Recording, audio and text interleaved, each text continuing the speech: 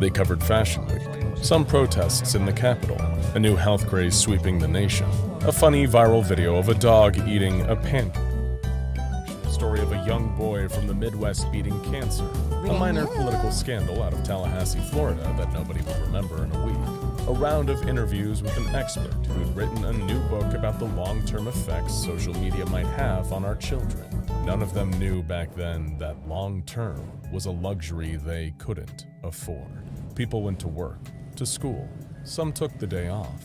Plenty took walks or jogs, deciding to exercise outside for a change. After all, it was such a beautiful sunny day out. What a terrible shame it would be to waste the light indoors. People were sleepwalking, so placidly, blissfully unaware of what was rattling down the tracks towards them. It was an uncharacteristically slow day down at Site 19. There hadn't been any containment breaches in over a week.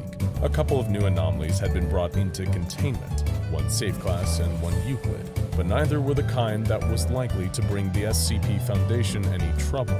Right now, the biggest threat facing their employees seemed to be boredom, and they definitely take that over any other members of their rogues gallery.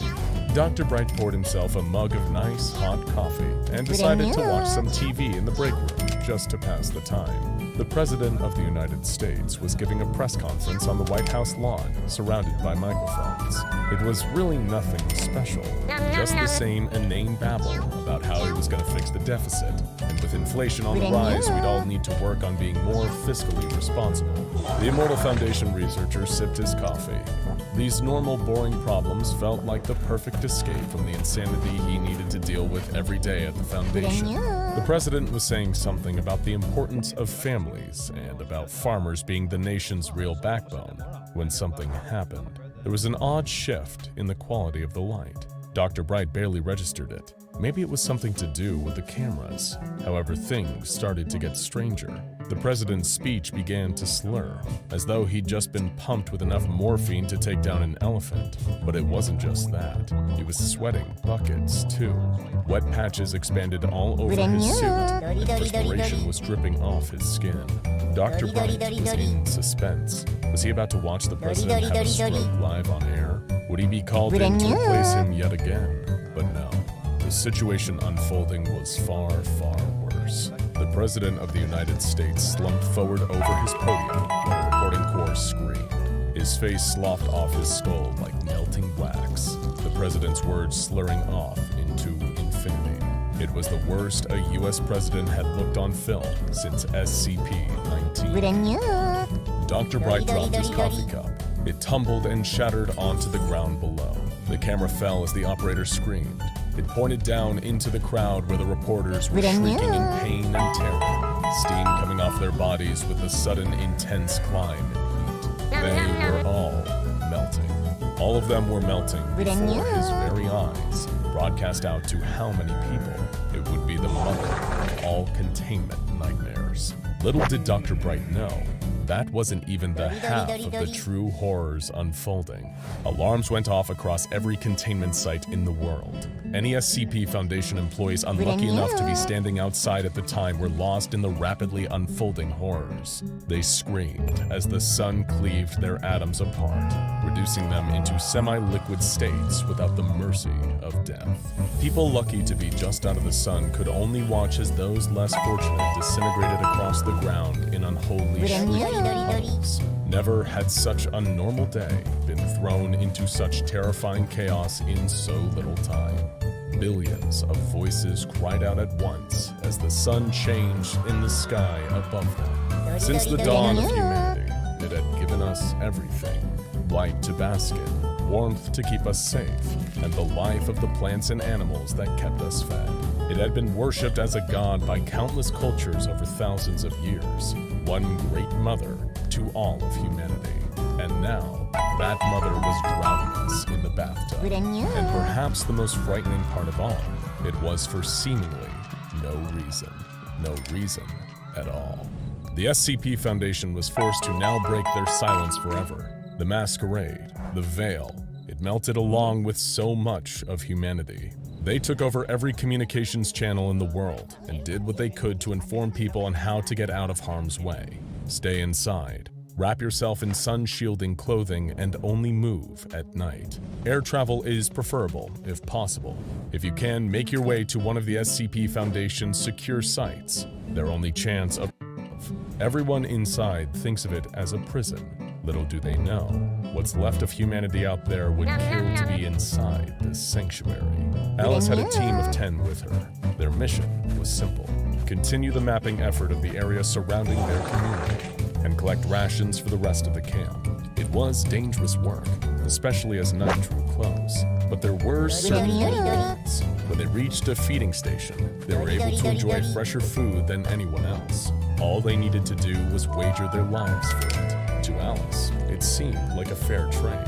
Her Lieutenant Darcy kept watch to the north. He and several others wielded makeshift spears made from curtain rods and clubs fashioned from bedposts. Knives scavenged from the kitchen section hung from their belts in makeshift holsters. During the day, they were little more than a precaution. At night, it could mean the difference between life and death. Speaking of, Darcy kept a close watch on a member of staff. It was a lanky, faceless monster in that garish uniform, with a bulbous, oversized head and long arms, hanging slack like pulled taffy, dragging its knuckles along the ground as it stumbled along. Darcy thought it darkly funny how stupid they could look in the daytime, like crash test dummies rejected from the assembly line. Bear stood close by. He never gave any of them his real name, so they took to calling him Bear, because he was big, hairy, and would probably tear you to shreds if you got on his bad side. He wielded the largest club of all, a customized creation with sharp objects sticking out of it on all sides. It cleaved the heads of many staff members off their bodies. Bear seemed to relish the task of putting those monsters down. For him, it was easy and fun. That's why he was an essential asset on these missions, a berserker. Most of the grunts shoveled as much food as they could carry in IKEA-branded Tupperware and coolers. The more they gathered, the longer it would take for them to be forced out beyond the safe walls of the haven they built inside this Swedish flat-pack hell. They all made do with what they had in here. It was all they could really do. 2 members of the team were unaccounted for, Cyril and Joseph, what passed for reconnaissance experts down here. They seemed to have an innate sense of direction, as though they were somehow in tune with the IKEA itself. They would be sent out on scouting missions, searching for resources, food, other survivors, and most prized of all, potential escape routes. It was a dream, a fantasy, that someday one of them would find the exit and lead the rest of them to salvation through it. Alice had been trapped in the infinite IKEA for 6 years, going on 7 now. She had long since given up on dreams of escape. All they could do was accept their situation, get used to it, and just try to survive under these circumstances. But those circumstances were about to change. Everyone looked up when they heard panicked breathing. It was Cyril, just Cyril. The party clutched their weapons just that little bit tighter, unsure of what had happened. Their rules were clear. Scouting duos must never ever separate under any circumstances. Getting lost in the store and being isolated when the lights went out would be a death sentence. So if Cyril was returning alone, frightened, tears streaking down his face, then something truly awful had happened. He told Alice and the rest of the group that something had attacked him and Joseph. When Alice told him that was impossible, that the staff wouldn't show active aggression until lights out until someone attacked them first, Cyril shook his head and let out a heaving sob. He told them that the creature that attacked them wasn't a member of staff. It was something else entirely. Something he'd never seen inside the IKEA before. A true monster. Whatever this creature was, it moved around a corner incredibly fast. It spoke in a way that was almost human, but something was off about it. Something that sent a chill down Cyril's spine just thinking about it. He recalled that the creature was large and blob-like, flesh-colored, with long grasping tendrils that whipped and flailed unnaturally. These tendrils had wrapped around and grasped Joseph. He hadn't been quick enough. The two of them were too shocked by the sight of it to react in time, and then it was already too late. It grabbed Joseph and yanked him off into an adjoining aisle. Cyril still remembered his haunting screams, getting quieter and quieter as he moved further out of sight. On some level, everyone hoped that Cyril was lying. It was preferable to believe that he himself had snapped and murdered Joseph for some unknown reason, as opposed to some new, stronger, and even more dangerous creature that was now inside the IKEA. Was this some kind of upgrade? As they acclimated to the environment, adapted, gotten better at surviving here, had the IKEA in turn created deadlier countermeasures to destroy them all, just when you thought you had a handle on things. But if Cyril was telling the truth, and there was some kind of creature lurking in the store, or potentially more than just one, then they could be in danger just standing here. They gathered up the group, along with any supplies worth taking, and set off back to their community. They would need to deliver the bad news so they could potentially prepare for the worst. It was just one of the many communities housed within SCP-3008. Many have theorized over the years that the infinite IKEA acts as a kind of nexus point for IKEAs all across the multiverse, accounting for the truly insane number of people who have gone missing without a trace into the building over the years. There were children who had been born in the IKEA, raised in the IKEA, know nothing but the IKEA. Nobody knew an exact number for sure, but it was more than possible that the population of a small country resided within its walls. Sometimes communities would fracture and fall apart, occasionally due to a lack of resources or infighting, other times due to an overwhelming attack from the staff that physically destroyed the settlement, often leaving many of its members dead in the process. Those who weren't picked off while wandering the store in the following days would likely integrate into other nearby communities as refugees. Life was cruel in the infinite IKEA. By the time Alice and her party returned to their community, it was almost lights out. They spoke to the community leaders and informed them of Joseph's tragic disappearance, as well as this awful new creature that Cyril claimed had taken him. They thought it best not to inform the rest of the community tonight. It might hurt their focus and cause unnecessary panic. Alice agreed to join the watch that night. She could feel something wrong in the air. Even more so than usual, there was something terrible in this anomalous IKEA. Alice stood atop the furniture wall with several other rangers. As the lights flickered off, the distinctive calls sounded across the store from the activated staff members.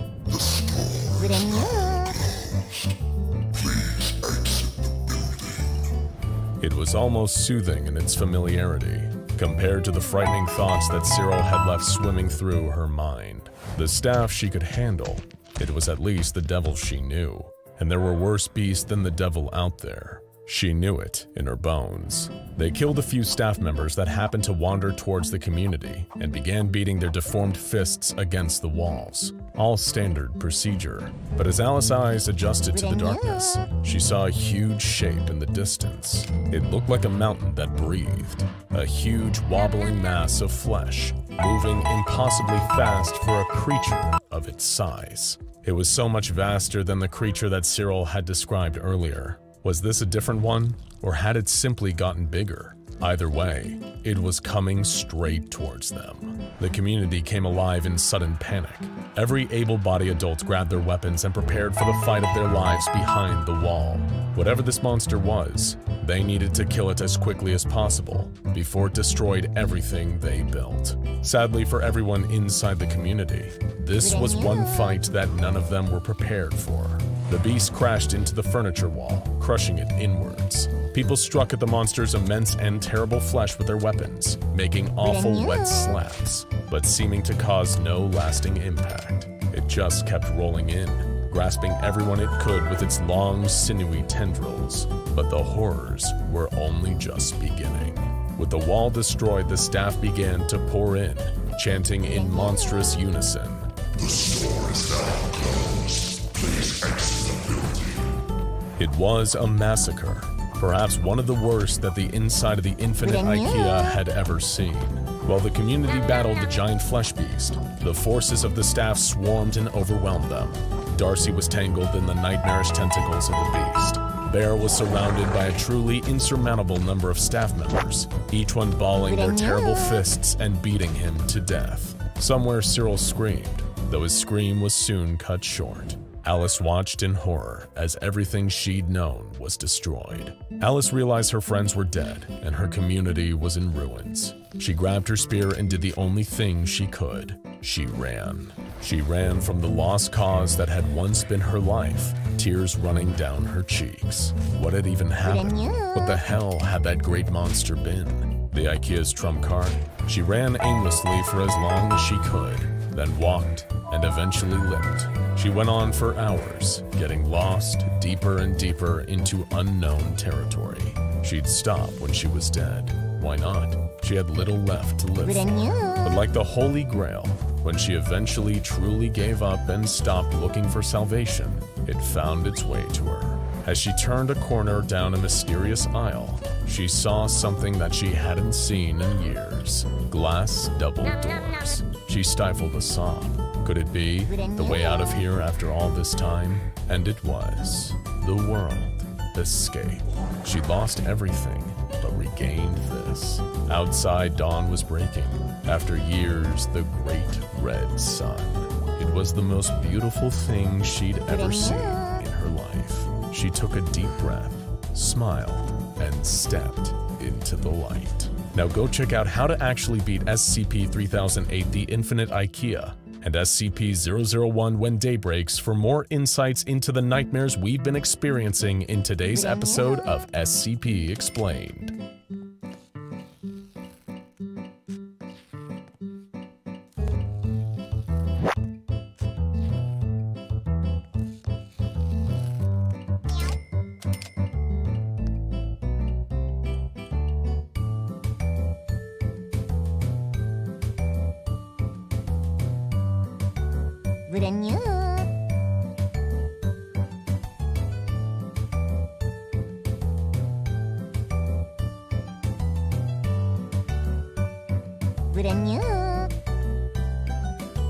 When I was little, I used to be scared of it.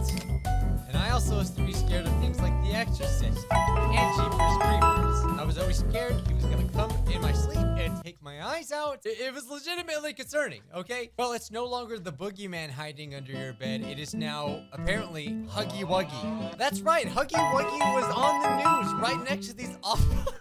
Huggy Wuggy is on the news, and for the dumbest reason possible, I was reading into this, and it's like, it's so stupid. Oh my god. What parents need to know about the disturbing new social media trend impacting kids. Holly is in the newsroom with a new game parents need to watch out for. And Holly, this is pretty unsettling. It is unsettling, Stephen Jeanette, and it's called The Huggy Wuggy Wuggy game. And while it may sound No, it's not! God! The news is so disconnected from reality, it's not even funny. The Huggy Wuggy game. They don't even know the name of the game.